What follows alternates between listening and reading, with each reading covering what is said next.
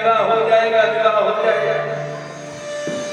अब महाराज आप अंदर से तो ज्ञान शून्य है,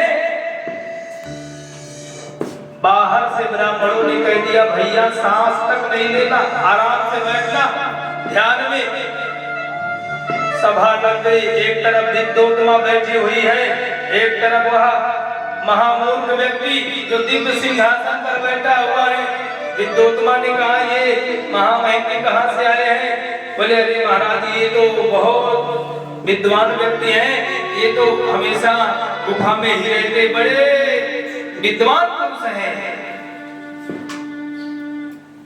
अगर किसी विद्वान से इनकी तुलना की जाए तो वह भी कम। विदुषी महिला ने कहा इतने बड़े विद्वान? बोले हाँ। अच्छा तो क्या मेरे प्रश्न का उत्तर देंगे? विद्वानों ने कहा आप पूछ करके तो देखिए,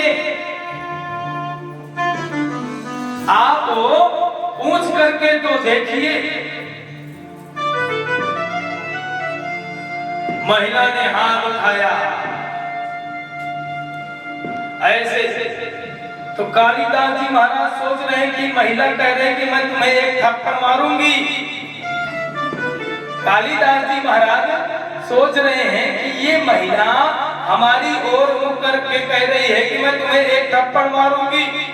कालिदास ने भूसा बनाया मुक्का, उन्होंने कहा तू मुझे एक थप्पड़ मारेगी तो मैं तुझे मुक्के से मारूंगा। अब महिला ने ऐसे किया और उन्होंने ऐसे किया, तो महिला ने कहा ये तुम्हारे गुरुजी क्या कह रहे हैं? तो विद्वानों ने उसका अनुवाद किया, भाव बताया कि हमारे गुरुजी कह रहे हैं तुम कह रही हो 5 तत्व को मिलाकर शरीर की रचना हुई है। उन्होंने कहा अलग अलग नहीं, ऐसे दिखाए तो अलग अलग दिख रहे हैं, अलग अलग नहीं। ब्राह्मणों ने कहा ये सब इकट्ठे होते हैं तब बनता है। बोले हाँ ये तो बड़े विद्वान व्यक्ति हैं। तो विद्योत्मा ने कहा कि फिर इशारा किया कि महाराज जी मौन है, तो विद्योत्मा ने एक अंगुली उठाई। कालिदास ने विचार किया कि कह रहे कि मैं तुम्हारा एक आंख फोड़ दूंगी, मैं तुम्हारा एक नेत्र फोड़ दूंगी।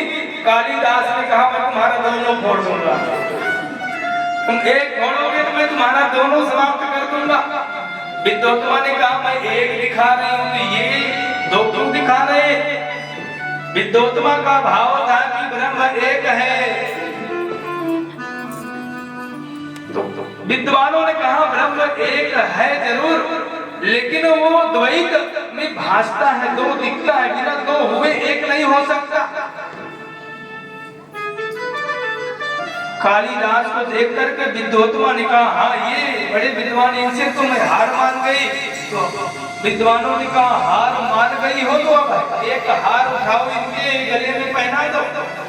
पहना दिया महाराज। विद्योत्मा के साथ में कालिदास जी महाराज घर आए और जब रात्रि में सायंकालीन बातचीत हुई, विद्योत्मा ने अपना सिर पटका और उन्होंने कहा आज मेरा विवाह किसके साथ में हो गया।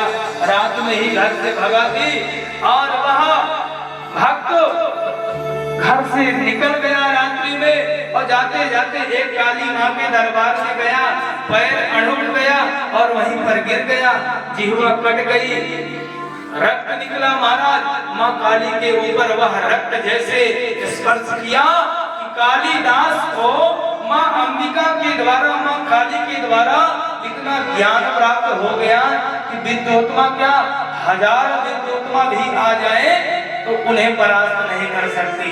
बोली कालिदास जी महाराज की जय हो।